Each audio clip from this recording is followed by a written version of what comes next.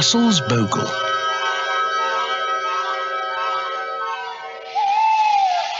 Bogles live under floorboards and up chimneys and in outhouses and the back of cupboards.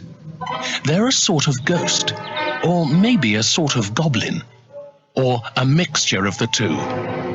They're more solid than a ghost because they can pick things up and move them, but they're certainly not human. If you get a good one living in your house, life can be easy, because if you leave them a bowl of milk and some bread every night, they'll do work for you. They'll sweep the floors, do the washing up, clean the windows. Or, if you live on a farm, they'll cut hay and corn, groom horses, and collect eggs. Some of them are a bit contrary. If you leave the house in a mess when you go to bed, and provided there's a bowl of milk and some bread in the middle of the mess, they'll eat the bread, drink the milk, and tidy the house up. But if you leave the house tidy, they'll drink the milk, eat the bread, and put everything where it shouldn't be. Ashes on the floor, rubbish in the chairs, coals in the bread oven, and the cat in the dairy. Some Bogles are just bad and a nuisance.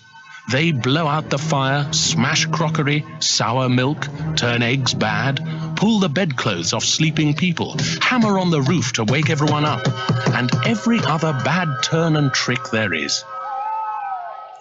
There was a farmer once named Jim Russell who was plagued by one of these malicious Bogles.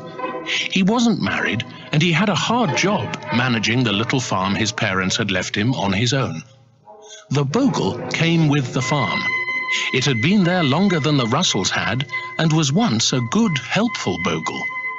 Then, one of Jim's ancestors had thanked it for harvesting his crops in a single night, and the Bogle had held this against the whole family ever since. Bogles hate being thanked for anything. No one knows why. They just do. It's their way. Sometimes, if you thank a Bogle, they sulk, go away, and never come back. But this Bogle had stayed for revenge. It had tormented every Russell who had worked that farm for 100 years, all because one Russell had been unable to keep his mouth shut on thank you. While Jim's father had been alive, Jim hadn't suffered too much, because the Bogle had pestered his father. Once he became the farmer, however, Jim never got a good night's sleep. If the Bogle wasn't pulling at his bedclothes or scratching his headboard or hammering on the wall above his head, then Jim was too worried about what it was doing to get any sleep. If the Bogle left him alone, he knew that when he got up in the morning, he was going to find his horses' manes and tails tied in tangles and knots, and their hides all lathered with sweat from the Bogle's riding. Or he was going to find the cows milked and the milk spoilt, or his whole house overturned with no piece of furniture standing on its legs and every cupboard and drawer emptied of its contents. Jim couldn't stop the Bogle doing anything it wanted to do. It was stronger than he was. If he stayed in the house, it went to the stables. If he stood guard in the stables, it went to the cowshed. If he went there, then the Bogle took itself off to his barn, or back to the house. People told him to hang stones with holes in them over the horses' stalls to keep the Bogle away, or rowan branches, or red thread. But none of that worked, because the Bogle had been at the farm before the Russell family. It had a right to be there. The place was even called Bogle's Hole Farm. The Bogle just tore down the stones and the branches and the thread. Then it took the horses' shoes off and put them on again, back to front. No one could make a farm pay with this kind of thing going on. Jim couldn't make money from milk because the Bogle so often spoiled it. He had no crops to sell because the Bogle carried his harvest over the countryside, dumping it in rivers and other people's yards. No one wanted to buy his animals because they were so nervous and skinny after being harried by the Bogle. Jim knew that he was soon going to be penniless.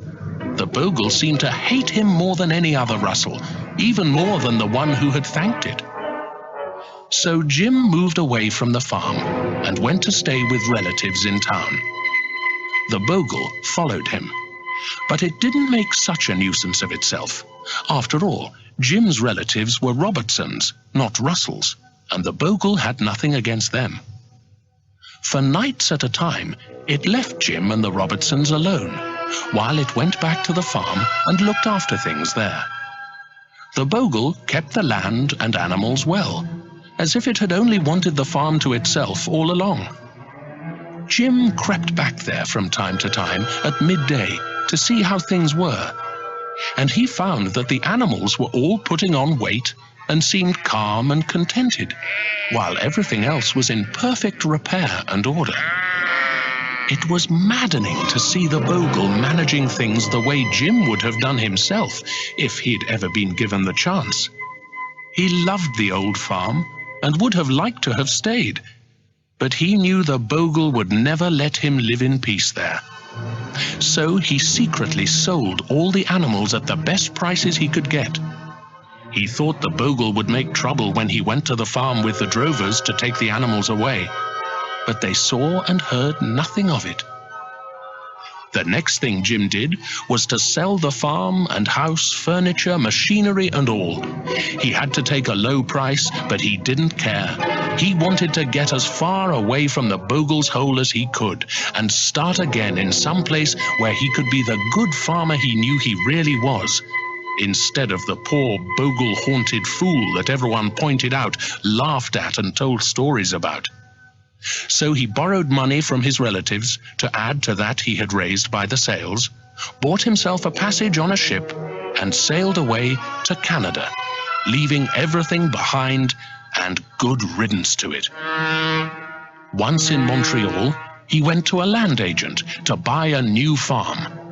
But he had so little money that the only land he could buy was unclaimed land, not the best, out in the wilds, where he would have to work himself to a shadow to prepare the ground before he could even begin farming.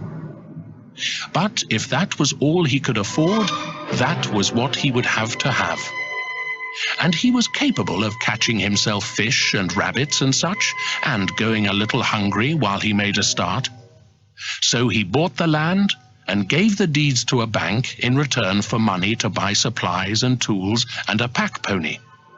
When he had everything he needed, he loaded the pony and set off into the wilds. It was a long, hard journey. He had to go through forests where no one had ever been before, and that was constant, hard, hot work. He had to cross rivers without bridges, getting soaked and then frozen by the wind. He had to climb mountains and find his way by a map because there were no signposts and no one to tell him the way. He was afraid of bears and wolves and worried all the time that he was lost. And yet he was happy because he was rid of the bogle, and he knew life would be better from now on. And after 3 weeks of hard traveling, his map told him that he had found his way to the acres that were his. He looked down on it from a hill, and he could see straight away where the best place to build a house would be, near the stream, but slightly above it so that it wouldn't be too damp. That's where he would set up his tent for now. He led his pack pony down to the spot. He got his tent set up before nightfall and set water to boil over his fire to make porridge and tea. He lay on his back with his hands behind his neck and sighed. It was nice to be home at last. A voice spoke in the dusk. "It took you long enough to get here," said the bogle. "I'll teach you to keep me waiting." And it blew out his fire. Never thank a bogle. You might not be the only one to suffer for it.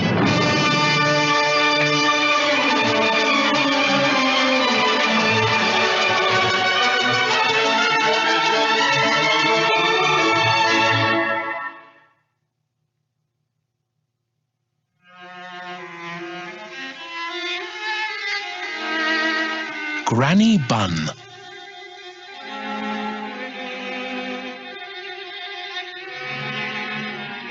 In the old days, people used to go hunting hares. They used to set the dogs to chase them while the men ran after on foot. Joel Wheeler was a miner who loved hunting hares. He used to take his dogs out after hares every chance he got, and there were always plenty of other men who wanted to run their dogs too. They soon made hares rare in their neighborhood. The men would take the dogs out and walk over the hills all day and never see a hare. Then Granny Bun's grandson Tommy met them. "You want a hare to hunt?" he asked. "I can find you a hare." Most of the men were pleased and said they'd give him a shilling if he could. "I want 3 shillings, said Tommy. "You can easily raise it between you all." Now the men weren't quite so pleased, but Joel Wheeler gave the boy 3 shillings out of his pocket to find a hare. "I saw one this morning," said the boy. "Come on." And he ran off. Now all those men were good runners. You get lots of practice in running if you chase hares. But Tommy Bunn could outrun all of them. Not even all the dogs could keep up with him. "He runs like a hare himself," Joel Wheeler shouted. Before they'd run half a mile, a hare jumped up in front of them. "There's your hare!" shouted Tommy, but the dogs had seen it before he spoke, and they were away, the whippets and the lurchers coursing through the heather and bilberries, with the men panting behind. They had a good chase that day, the first for weeks, even though the hare did get away. Whenever they had trouble finding a hare after that, they asked Tommy Bunn to find one for them, and he always did, if they paid him first. And they always had a good long chase, but they never caught a hare that Tommy Bunn found. Some of the men started to take their dogs home if they came to the hunt and Tommy Bunn was there. When their friends asked why, they said, "They're strange people, those Bunns. We want nothing to do with them." "Don't talk such rubbish," Joel said. But half the hunt would go home, saying what was the good of a chase if you never caught the hare? Joel thought the hares got away because the dogs in his hunt weren't good enough. So he walked over to the next village to see his friend Dick Hanley. Dick owned a famous dog named Flyer because she was so fast. She was the best dog in 6 counties. Dick brought Flyer to the next hunt. When Tommy Bunn saw Flyer, he said that he hadn't been able to find a hare and they might as well all go home. Joel wouldn't have that. "You've found us a hare every other time," he said, and he caught hold of Tommy by the collar and insisted that he earn his 3 shillings. So Tommy led them off over the hills and, just as always, a hare jumped up in front of them and began running for its life. And Tommy ran as if he was being hunted too. He ran so fast that he was side by side with the hare, and right behind them was Flyer. The hare looked behind her and saw the dog's open mouth and zigged and zagged to escape, but Flyer zigged and zagged too and snapped her teeth a half-inch from the hare's foot. Some of the men, those who had the breath, cheered because they saw that this hare wasn't going to escape from this dog.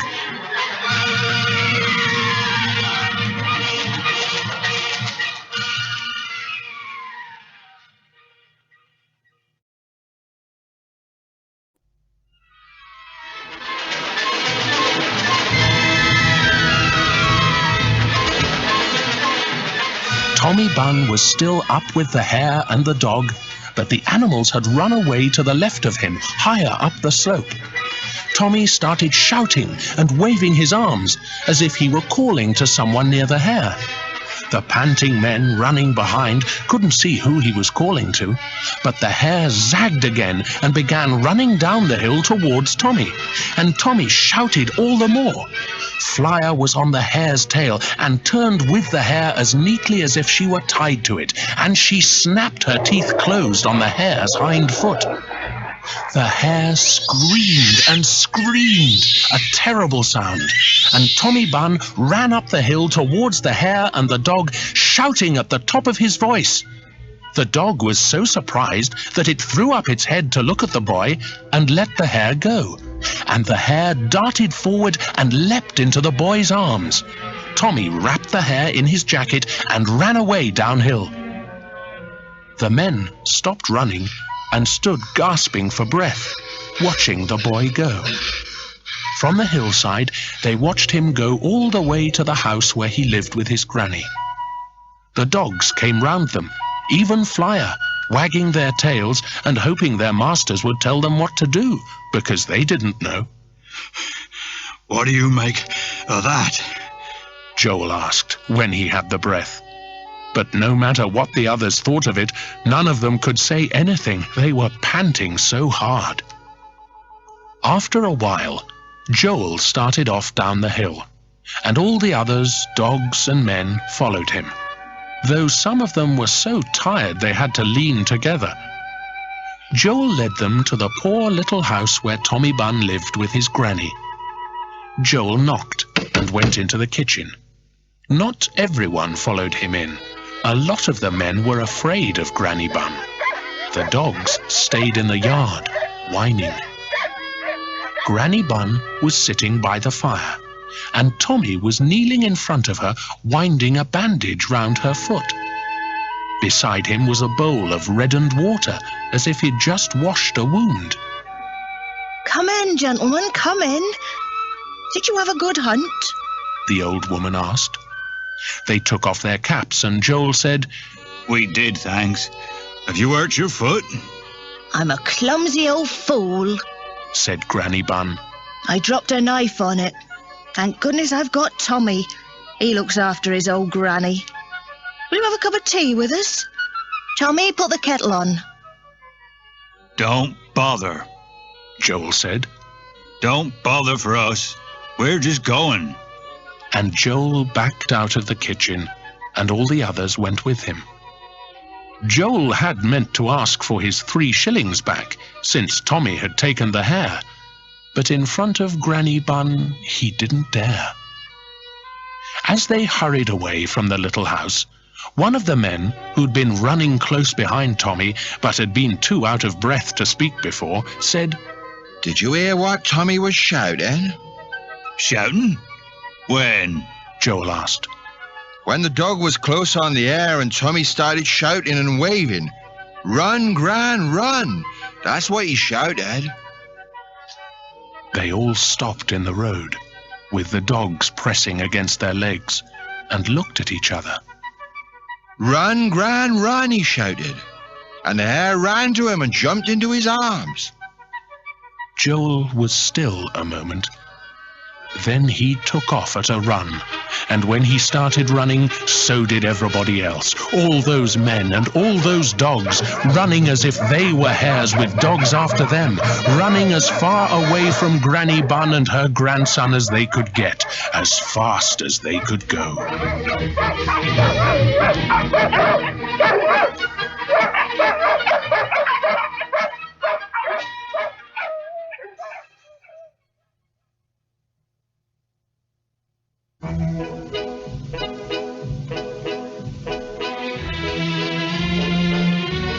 The Doctor's Dog.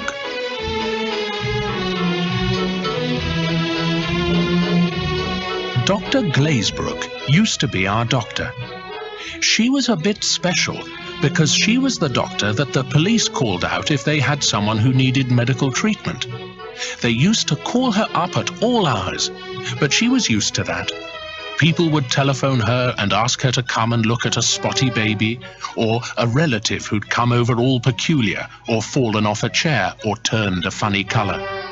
So Dr. Glazebrook would put her bag and Thane in the car, and off she'd go. Thane was her dog. He wasn't an ordinary dog. He frightened the life out of most people the first time they saw him, which didn't do them much good if they were ill.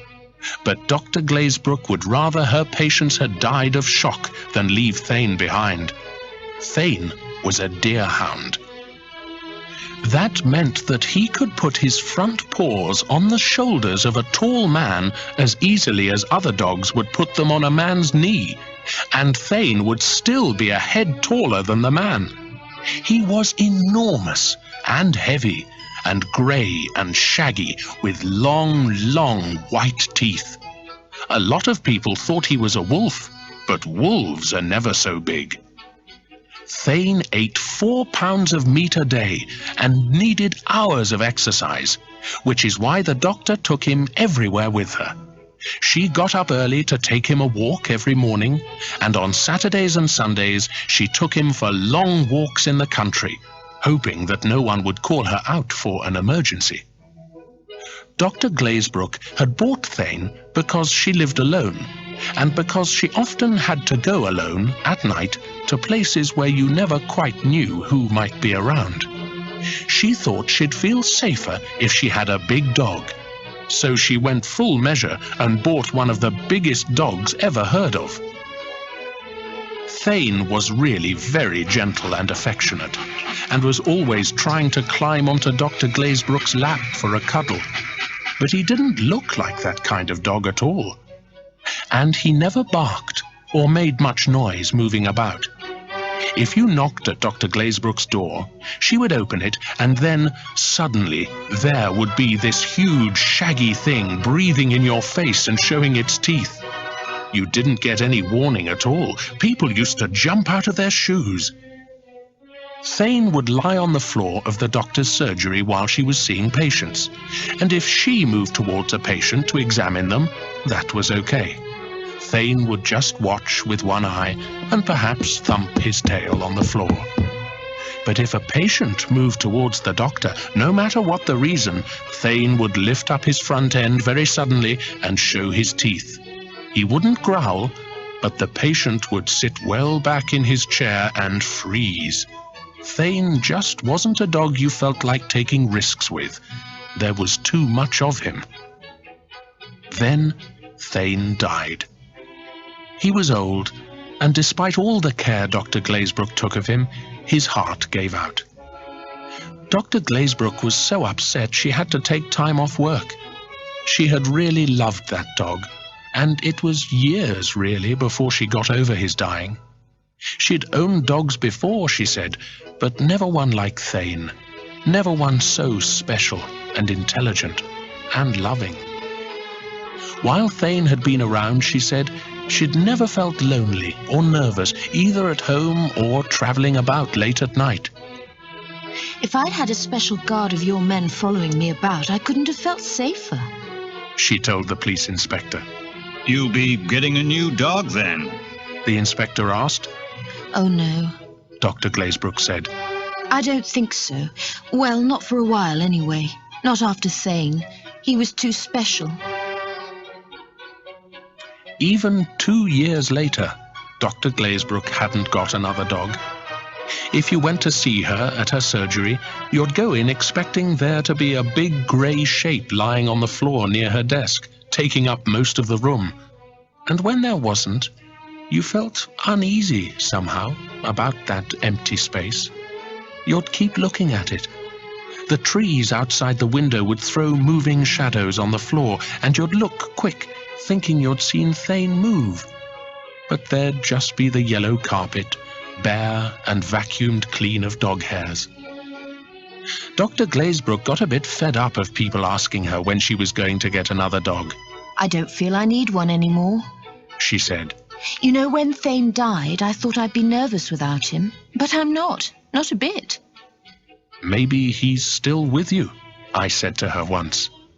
Now don't go starting silly rumours like that, she said. Then came the night the police sent a car for her, because a man they'd arrested needed medical treatment. She thought the man looked at her oddly when she went into the room where they were holding him. The kind of look someone gives you when they think they know you, but aren't sure.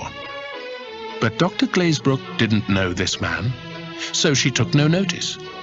While she was stitching him up, he said, You went to that cash dispenser the other night, didn't you? The one outside the bank in the High Street. What of it? Dr. Glazebrook asked. I saw you, he said. I saw all that money you got out. Fancy you being the one to patch me up. If you hadn't had that big dog with you, I'd have had that money. What dog? Dr. Glazebrook shouted. The man was startled. Your dog. The dog with you. Biggest dog I ever saw. It was like a ruddy wolf. I didn't have a dog with me. Dr. Glazebrook said. Yes, you did. The man said, getting a bit angry. A big grey dog. It followed you up to the dispenser and sat by you while you got the money.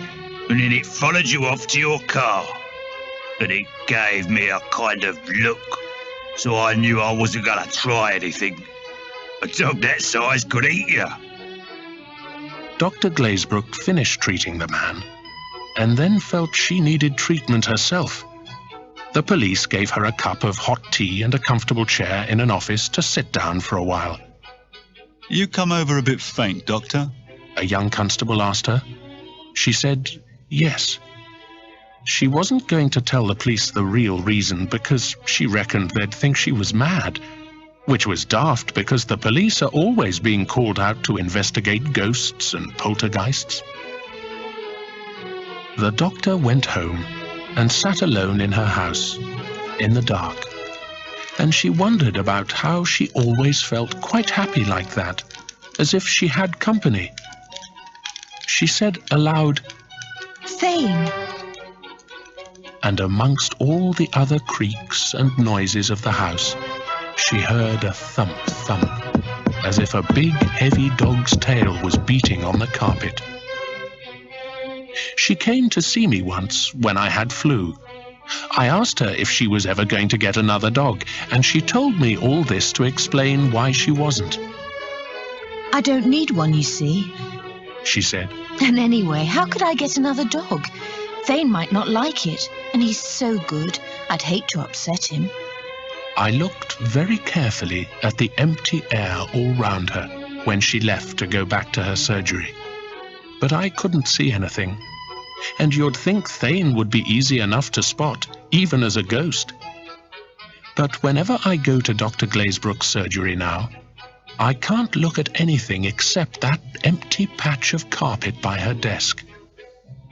The way the shadows move over it, they make you see things from the corner of your eye.